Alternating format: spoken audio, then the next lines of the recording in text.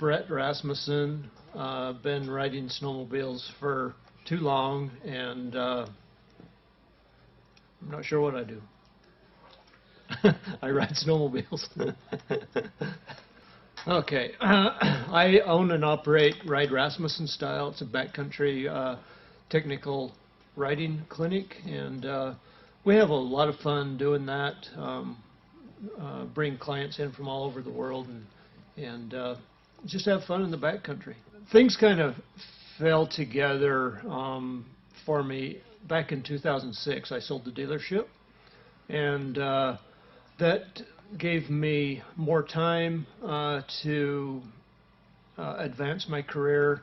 My intention was to do maybe a little bit more with development and that sort of thing, but it kind of evolved into riding, and I did some demo ride programs for Arctic Cat, and that evolved into what I'm doing today, ride clinics and that sort of thing. The ride technique that I teach sort of evolved with the evolution of the snowmobile, as it is, the mountain snowmobile as it's become today.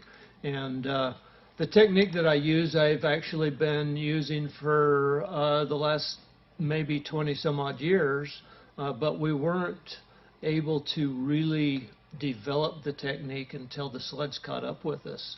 And it was really the M series that Arctic Cat released in 2005 that let us really advance the ride technique that we promote today.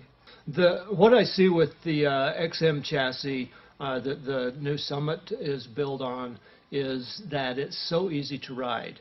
The new Summit is more of an extension of my body than any previous sled I've ever been around. When you want to go somewhere in the technical terrain, through the trees, rocks, cliffs, whatever it might be, I find that the sled moves quickly. As soon as you think what you want to do, the sled will react for you. The Skidoo Summit is a great mountain sled, and as all other manufacturers, the mountain sleds have become more of a stand-up ride style. They cater to that. They fit the rider better when he's in a stand-up riding position, and the sit-down guys, the old school guys rather, that ride style has kind of gone away with the advent of the new sleds. I really enjoy the Skidoo Summit because it allows me to get in and out of some really technical situations in the mountains. It's got a good sized footprint, allows me good flotation, it accelerates quickly, but most of all it's just nimble. It changes directions easily with less rider input. Any sled could be improved obviously by a weight reduction program. Anytime you get in the dry mountains powder snow that we experience, if you can get more flotation, it improves your mobility, and a lightweight program would definitely enhance any sled. Skidoo's done a really good job with all the balance mechanisms involved in a mountain sled, and besides the balance, they use the T-motion rear suspension and the flex edge track, which really makes the sled easier to roll up on its edge and gain control on side hill operations and so forth. When you're riding a mountain sled off trail, you're using a stand-up ride technique, and many people have heard the term wrong foot forward, and we're standing on one side of the running board and hanging a leg out and trying to improve our leverage. All of that is part of the technique that I teach, and although leverage is important, we're trying to maintain the sled balance such that it's always on the balance point and it doesn't take a lot of leverage to move the sled around if you're using the technique properly. So in other words, if your handlebars are not adjusted at the right height, it's going to throw you out of balance. Most riders consider that they need a higher handlebar situation for more leverage, but it's not the leverage you're after, it's the balance that's important. We don't want to have to put a lot of strength and a lot of effort and force into riding a sled. It's all about the balance mechanism, and we want to do it the easy way, conserve energy and just have fun riding. I ride sleds nearly every day throughout the winter, and I'm not one to sit down much. When I find that I need to rest a little bit, I'll slow down. I rarely sit. I'll just kind of find a relaxed position to rest a bit before I really get after it again. A lot of riders, you'll find when they get tired, they do sit down and then they lose control of the sled. My advice would be to maybe stop and catch your breath, rest a bit, and then take off. When you talk about foot placement on the running boards, it's really all about sled balance. And if you're, as a rider, if you're at the balance point on the sled, just moving a few inches on the running board changes the whole attitude of the sled, and that's the point where you should always be seeking. If you stand too far back on the running boards, the front of the sled will be light. If you stand too far forward, then the front of the sled gets heavy. When you're traversing a side hill, for example, a lot of riders have trouble with the sled wanting to constantly climb, and it's simply because the rider's foot position is too far rearward on the running board, and it's simply a matter of transferring forward a few inches, and you'll find that the front end will level out and rather than wanting to climb all the time. I have a habit of reading the terrain, watching the terrain quite a distance in front of me, and if I see an obstacle maybe buried in the snow, a hump, if you will, in the snow, I'm going to set up for that before I get to it. And as I approach that obstacle, I'm going to stand back on the running boards to unweight the front end, get the skis to lift so that I can get over that. In the case that it's a rock or a stump or something, I don't want to plow through it. I want to bring the front end up over it.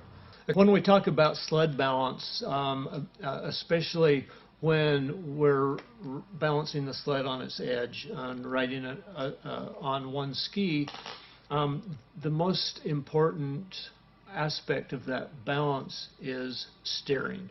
So you use you turn your handlebars to maintain your balance, and so there's a lot of other things that play into that balance mechanism, and throttle is important. If you feel your balance starting to go away, you can counter steer more aggressively and grab a handful of throttle to save yourself.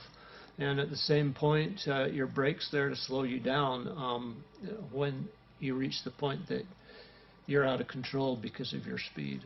A lot of times I'll find myself both on the throttle and the brake at one time, and it's more a measure of not allowing the clutch to let go of the belt. So as soon as if, for example, if I let go of the throttle completely and I'm using the brake to slow down, as soon as the clutch lets go of the belt, now my acceleration won't be instantaneous anymore. I'm going to have to wait for that, and it might happen too aggressively.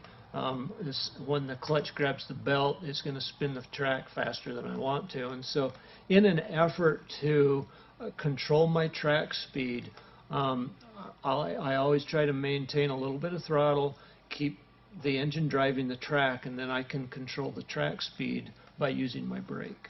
I find myself in situations on a daily basis that I wonder, why did I come here? Well, the truth is I know why I came there, because I got somebody on my tail that needed to be toned down just a little bit. Okay, but if we can break that down a little bit, when I'm going through the terrain, I'm always processing what's coming at me well in advance, so I can set up for it. And many times when you get closer to a line that you thought was doable, for whatever reason, your sled's slowing down, you're losing momentum, the snow's getting deeper, maybe it falls off or whatever. You always have to be looking for other directions, other lines, and you have to process that data so fast. You look at line A, B, C, and D, and you choose one. And I don't always choose a line because it's the easiest. I choose a line that's going to be a challenge, and that's how I keep advancing my technique, is because I challenge myself continually. Because of my sponsors, I'm able to get out in the backcountry on a daily basis. I can meet my clients, I can promote product, but most importantly, I can help sponsors with product development, and I do that on a daily basis. I talk to clients about what they like about the Ski-Doo snowmobiles. I talk to clients about our clothing. The FXR gear that I wear and promote is really outstanding.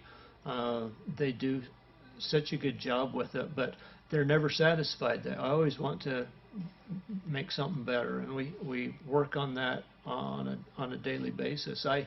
Myself, in a year's time, I probably put 5 years of wear and tear on a piece of snowmobile clothing, for example, and so we really put it to the test.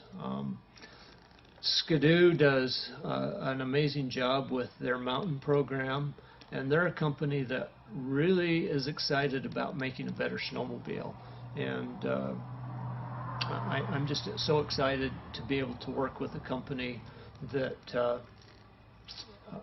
that is engaged and involved in the sport as they are. My other sponsors, Arctic FX does my Snowmobile Wraps. They do an amazing job, and as you can see, my sleds really look nice. RSI does our handlebars. Super job on the handlebars. WRP builds my low-rise seats. It's my own spec, and I know a lot of people have asked me about low-rise seats, and those guys do a really good job with that. Skins does the airframe running boards for me, among other things, bumpers, and the Rasmussen Style steering posts for the Ski-Doos. Trails West is a great company, and I'm proud to be able to pull a Trails West trailer with me everywhere I go.